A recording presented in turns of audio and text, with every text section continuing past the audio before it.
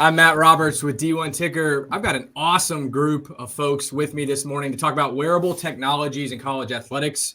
We hear so much about technology in general society and certainly where it's going in other elements of the sports world. We're here to talk about this morning, specifically wearable technologies as it relates to sports performance. Andrea Hudy, who's back at UConn, been back for the last year, and really one of the biggest names in sports performance, obviously years at Kansas and Texas. I don't know, Andrea, over a half dozen national championships, men's basketball, women's basketball, men's soccer.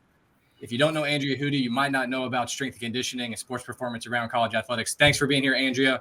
Tim Campbell is the director of strength and conditioning at Akron, 17 plus years with their men's soccer program. Obviously, one of the most renowned and successful men's soccer programs around the nation. And interestingly, of course, not just one head coach who's done that, with a national championship in 2010, lots of deep runs into the tournament.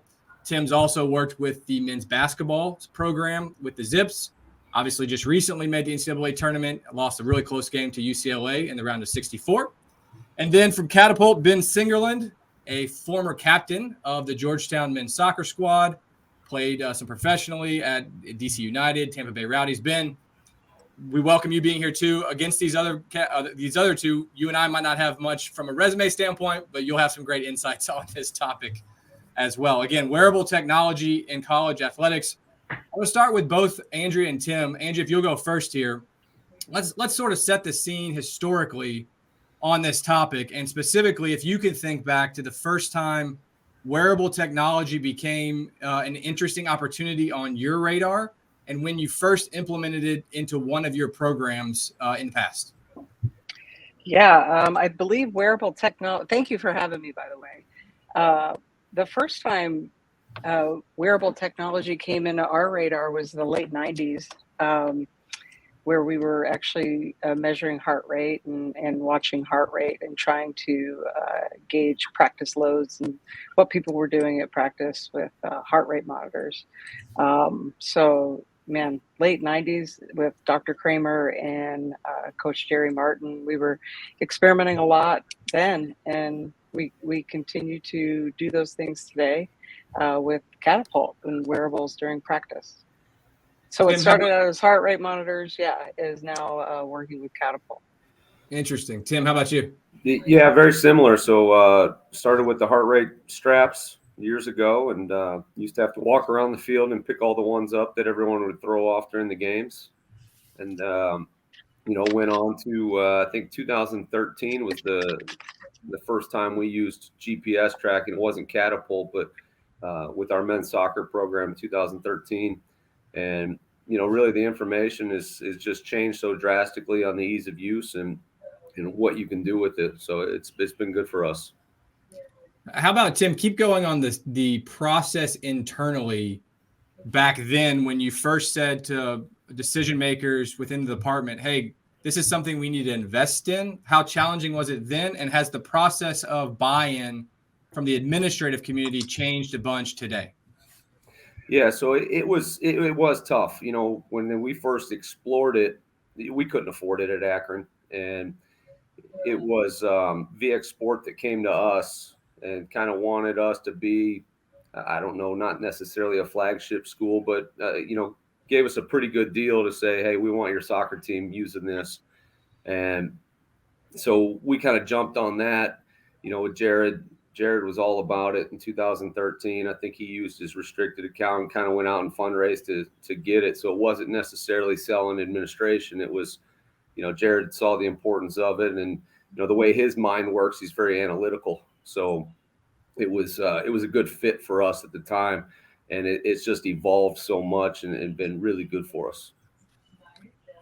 Andrea, Tim just hit on the data piece of this. And as data has played a much larger role or continues to play a much larger role on the revenue generation side of college athletics, how do you talk to your sport administrators at UConn about the value of data as it applies to student athlete performance and how we can optimize that data and that performance to continue to get better competitive results and a better student athlete experience?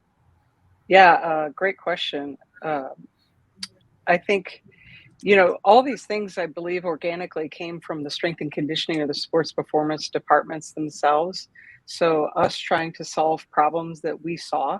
So it came from our departments, and then we would either link with the education or the kinesiology department to try to answer some questions out of our own curiosity.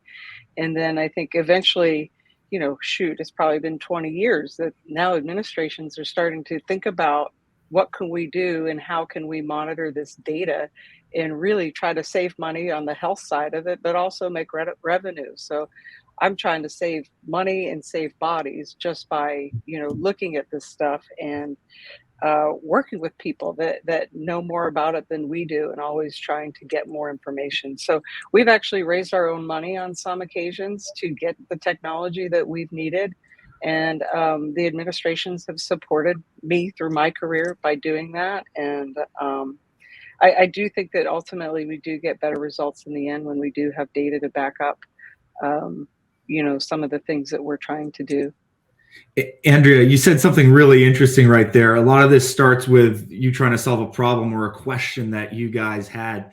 Tim, a question I have for you is, can you share an example when those insights may have led to a certain decision or a change in training structure, game planning, whatever it may be? Yeah, most recently we started using it with our men's basketball program 3 years ago, and it really was a drastic change for us. And for years, right, ever since coaching, it's subjective data. And as strength coaches, we sit in the corner and cringe watching these endless practices that sometimes are mind-numbingly slow in terms of, do they actually mimic the game? So I think by adding objective data to that subjective coaching was big for us. You say, well, we're not necessarily moving at the speed that we move in game speed. So speeding up practices, but also decreasing the time of practice. So it was kind of, we use the per minute a lot, the intensity in which we try to train. And for the 3 years we've been using it, we've got some high minute point guards, and we manage them come February, in terms of, hey, we got 2 or 3 games. And it was really valuable during COVID because, you get games canceled, so you got to make them up. So now you're playing 3 games in a week instead of 2. So pulling guys back in practice, there were a lot of guys in practice that just weren't doing a whole lot because of the intensity in the game. So our decision making in February and early March became, very critical. The live tracking on the side, and Coach Gross was overlooking at the computer often. It's interesting. Yeah, Tim and Andrea, if you'll kind of flywheel off this, you talk about Coach Gross being at the computer often. How do different programs handle the data? And Andrea, in your case, whether it's Coach Hurley, Coach Oriema, others, who on their staff is integrated? Do they all put a lot of stock into it, or some sort of arm's length sort of? How does that communication with the overall coaching staff work? Maybe it's directly to head coach, like Tim described at Akron. Well, I think, the coach has to be receptive to it. Would be the first thing. So, and the other one is there's a lot of maybe struggle for buy-in because it's hard to measure prevention, right? If somebody doesn't get hurt, how do you know that? So that's a tough sell. But can we affect energy in practice? Can we affect game practice management? Can we set practice up to be optimal? Those are some things that I think that sports performance coaches who actually look at the data, study the data, and study the results from the data can really help sport coaches, specific sport coaches, really plan and manage the year and days within the year. You don't know that you need prevention until you need prevention, right? So, something like that. How about at the administrative level, you guys? And you've both talked about buy-in. Andrea, you referred to, raising your own funds at times to pay for some of this. Do you feel like we've had a progression within those ranks of understanding this importance and the cost-benefit analysis, Tim? So on our end, it kind of, if the coach buys into it, they buy it out of restricted funds. Our women's basketball is buying into it this year. So if the coach buys into it, it's really them that needs to sell it to the administration that, hey, this is worth it. This should be built into our budgets. And, between Coach Gross and Coach Embick, men's soccer, men's basketball. So they found extreme value in it. Like Andrea said, they're very receptive of it. And that's important. The coaches have to be receptive or you're just wasting your time and money. So, for us, those head coaches selling it to administration saying that this is valuable. It's been really good for us. And then they can build it into their budgets and not have to go fundraise for it. Yeah. And Tim, I think one major fear that I've seen across a lot of college athletic programs is this fear of time investment or not having the proper support staff to get full value from the tech. Andrea, you've been in a few different environments through your years. Can you speak to, the workflow and kind of what goes into all that? Well, I have some really great interns, and then we partner with the Kines department and even data analytics department anymore to get some people to help the process, because it's not easy. It is labor intensive, and it does take a commitment on everybody's part, from the coaches, the athletes, the strength and conditioning coaches, or the sports performance or sports medicine team. So I think it is laborious for sure, but I think the results and the outcomes can really save a lot of money in the end in healthcare. I got my MBA at KU, and one of the things that I wanted to do was, okay, well, if we have all this technology, right, and we're putting this money into technology, can I run a study and see what happened 4 years ago to what's happening now to what's going to happen 4 years from now in terms of the money that we can save the athletic department in healthcare, And unfortunately, I wasn't able to do that, but I think that's where people need to start thinking, like, all right, we're spending this money, but what's our return on it? Yeah. You all talked about communication with coaches and administrators, and we sort of touched on the preventative aspect of this. How do you communicate to the student athletes who, we've all been there, you want to go 110 miles an hour all the time. So what are the effective ways to use the data to communicate to the student athletes on how they need to be cognizant of their loads and their performance from a data standpoint, near term and long term? And sorry, go ahead, Andrea, go ahead. Yeah, I just had this conversation with our athletes yesterday. Is like, you can't, and everything's voluntary kind of in the summertime for us in terms of pickup, but, you can't front load the week. So everybody's pumped up on Monday, and then you practice hard Monday, Tuesday, Wednesday, and then they're tired Thursday, Friday. You can't front load the week and then be off 2 days, because then it's diminishing returns. So we talk about having, variability throughout the week, and variability in volume and intensity, and making sure and trying to teach them the science behind what we're doing, because if they can learn it, then it's theirs, and they'll understand it, and they'll feel it. So I think trying to teach them the science is really, really important. Yeah, right. And from an onboarding standpoint, Tim, both for you and your staff and the student athletes, what's that process look like for a product like Catapult?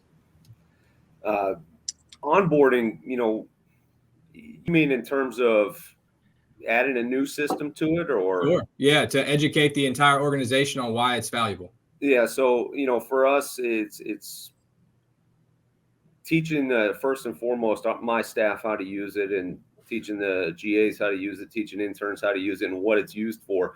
At the end of the day, I'm not a PhD, I'm not a scientist, I'm not an analytics guy. I came up as a traditional strength and conditioning coach. And so for me, let's simplify this. What would we look at that stuff and from a weight room standpoint? So for that, we test on everything we do in the weight room, right? So whether it's power output, strength level, so on and so forth, for me, it's the same concept with the Catapult. So what's our test in sport is it's usually games. So you can get your intensity through games, but you can also use it during your conditioning test, during your speed test, running your 40s.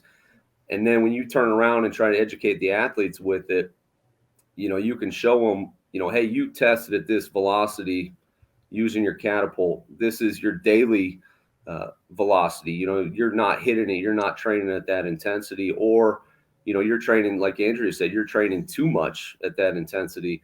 You're front loading. You don't have anything in the tank at the end of the week. So we kind of think of it as very much a periodization similar to the weight room. Interesting. Now, there's a lot of data being collected, obviously, with the technology, and obviously some of it shared within the coaching staff. Andrea, for you, what has been the communication to the athletes? Do you guys communicate anything to the athletes? Do they give you any feedback on the vest or the data in general? Yeah, I think, again, the athlete is the one that I'm really trying to serve, that I am serving. So in essence, I'm answering to them. So if they don't learn it and they don't understand it, then what are we doing, right? And I think it's really important to communicate what is going on and how they feel, and teach them how they respond to the exercise, and are they recovering enough?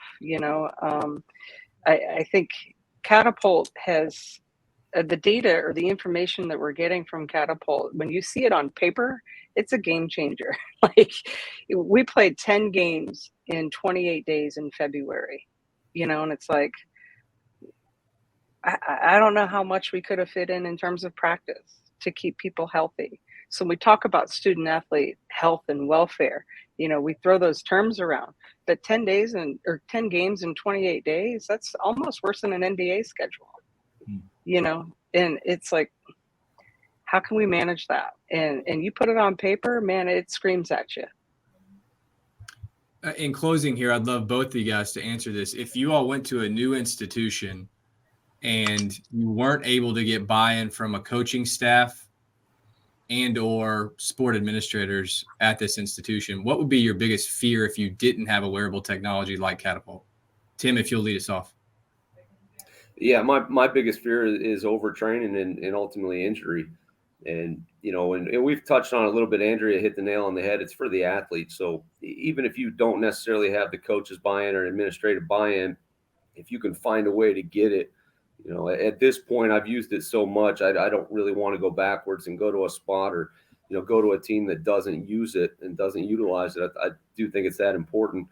But even if you're using it just inside conversations with the athlete, regardless of how the coaches are looking at it, regardless of how administration is looking at it, then I think we'd be doing our due diligence for the betterment of the athlete.